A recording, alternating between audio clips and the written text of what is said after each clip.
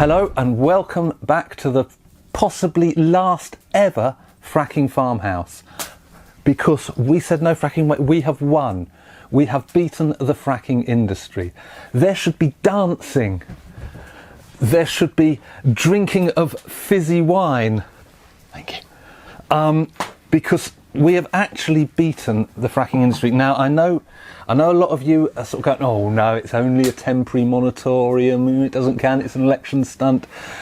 We've got to look at the documents, and once you've looked at these documents with me, you will be as convinced as I am that fracking is over. There is no way back for it in this country. Okay?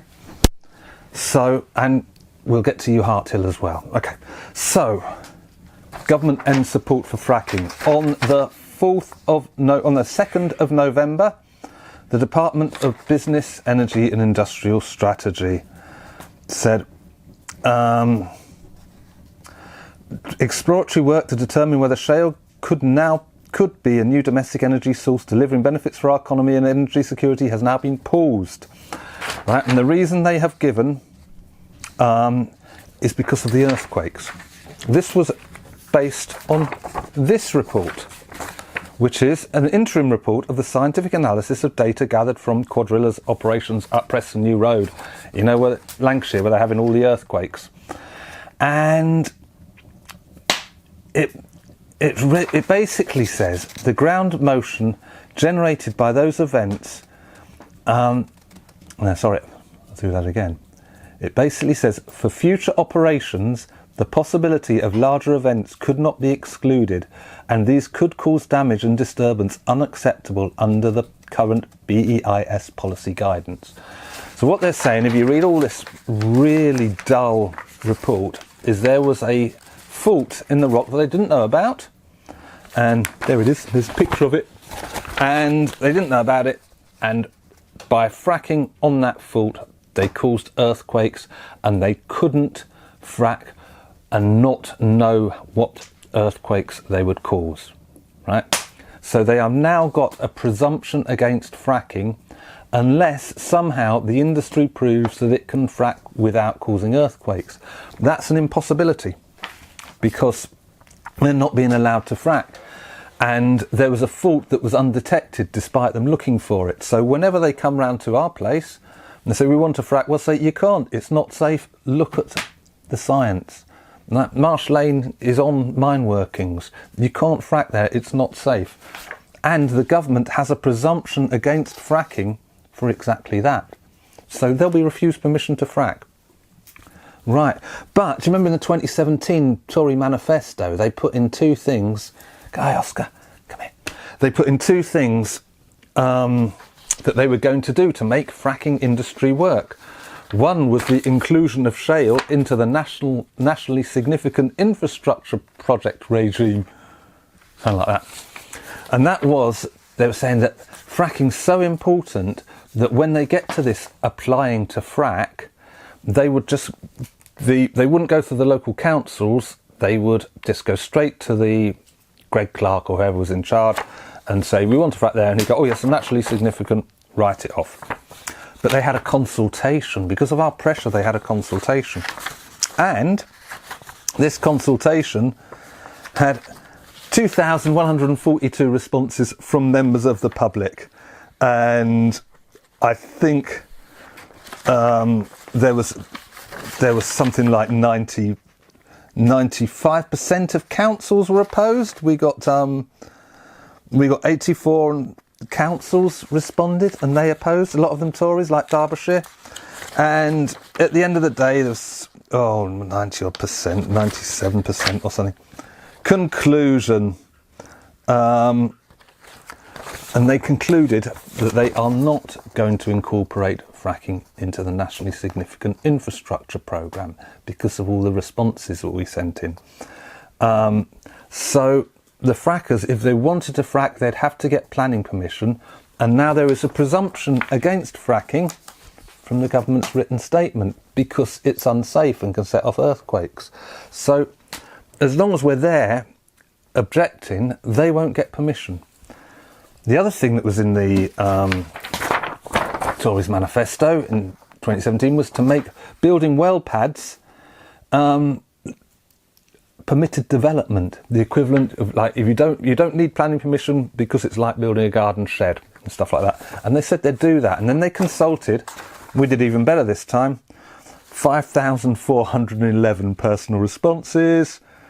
Friends of the Earth campaign generated 8,968 responses. Total responses 15,000, and there was a joint petition of 307,720. Campaign for Protection of Rural England, Friends of the Earth, Frack Free United. Everyone got down and said don't do it, and they came to the conclusion that they just couldn't push it through. So this is another blow for the industry. I'm trying to look for the percentage, but it's in the high 90% of people objecting.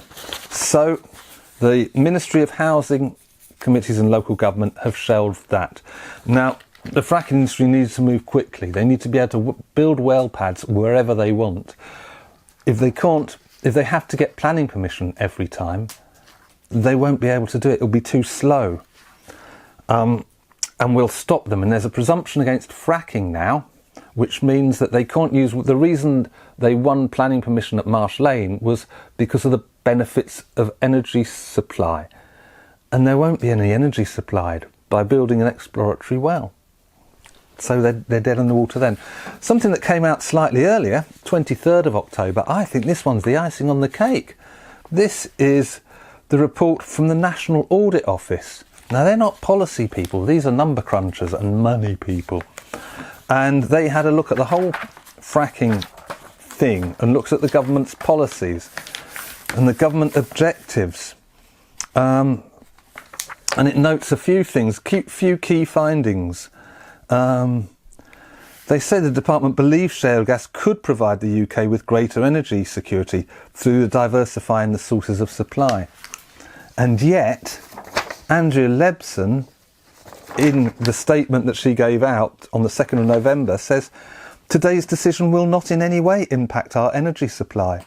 The UK benefits from one of the most active gas markets in the world, with security ensured through diverse sources, including domestic offshore production, pipelines from Europe and liquid natural gas terminals. So the government here, for the first time, has blown that argument, we need to frack for energy security. So that one's out the window. The department believes shale gas can support economic benefits, but it has not analysed the benefits or costs of shale gas development. So that is the government's own audit office saying this 64,000 jobs and this amount of 33 billion investment, they've just made it up. There is no justification for those figures at all. It's in black and white. So we can argue that. That's what we've been saying all the time. Guess what? It's true. Progress to establish the commercial viability of extracting shale gas has been slower than the government expected. That's because we kept stopping it. And there's a lovely, lovely graph in here showing how long it took to get planning permission for the shale gas wells. And here it is here. And until the 2011 earthquakes at Priest Hall, they were getting planning through in 15, 11, 12 weeks. And then earthquakes happened in Priest Hall and people got wise and people started objecting. It took them 122 weeks on appeal to get planning permission for Preston New Road. And Rosica Wood, the real heroes here are Rosica, that fought their public inquiry for 243 weeks and then won. Fantastic. Bramley-Moore Lane's in here, 39 weeks at planning and then 68 weeks public inquiry. Yeah, we did that. So the objectors slowed the industry down to a crawl, which is great because you can't, remember these people need money turnover, they need to get things, and we've stopped them moving. And then the department considers it can meet its climate change objectives while developing shale gas, but it has not yet developed the necessary technology. This is a killer. This one says that the climate change argument is always like the carbon footprint of the shale gas industry is so big they'd need to offset it. And the government said, oh, that's all right, we'll offset it by using carbon capture technology. It says here, that doesn't exist. It just doesn't work. It takes too much energy. It's not at scale. So on the climate change argument, we've won again. Alongside greenhouse gas emissions, other risks from fracking include air pollution, groundwater contamination and earthquakes. And earthquakes is the one which has stopped it on the moratorium.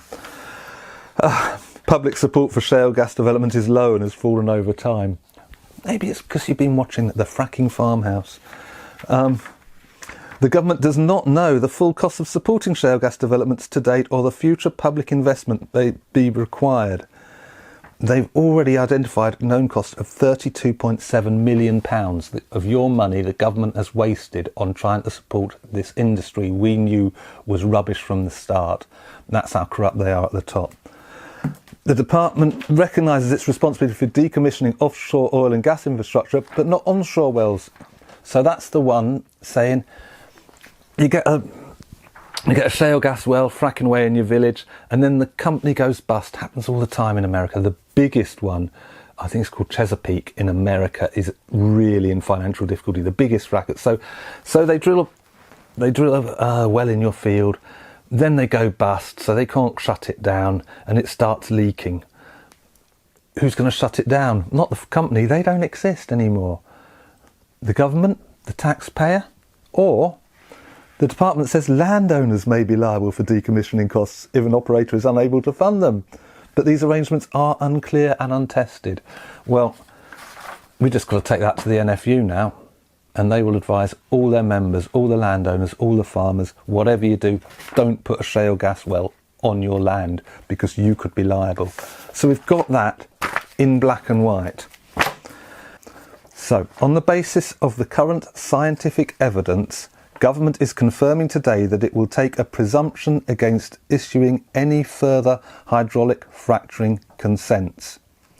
This position and effective moratorium will be maintained until compelling new evidence is provided which addresses the concerns around the production and management of induced seismicity. We don't believe they can do that. They will buy scientists and throw them in front of them. But when you've got the National Audit Office report is so damning, when they've said that they're not going to get around the planning system and that they can't predict earthquakes. If you were investing in shale in this country, would you spend £1 million on an exploratory well just to see if there's something there that you can't get out? No. I am convinced, and us at the Fracking Farmhouse, Jelly here, is convinced that shale gas, the shale gas industry in this country is dead. It's dead as a dodo.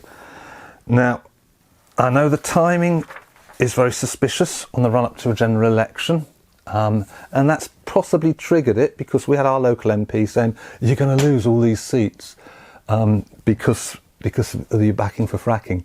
And what the government have actually done by admitting we were right all the time and that we don't need a shale gas industry has killed the shale gas industry, but it's also killed the government because it's not law.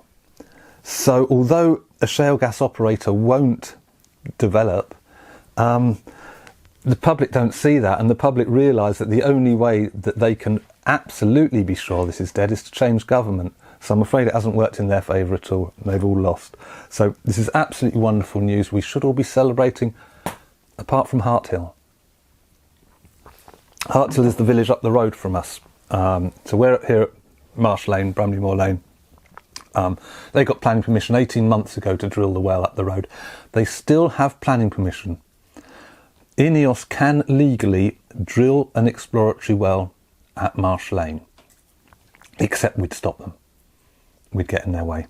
And they got planning permission 18 months ago, and they've done nothing since. They've got 52 conditions that must be met, and they haven't met any of them. They haven't communicated with the council once because they know we're tough.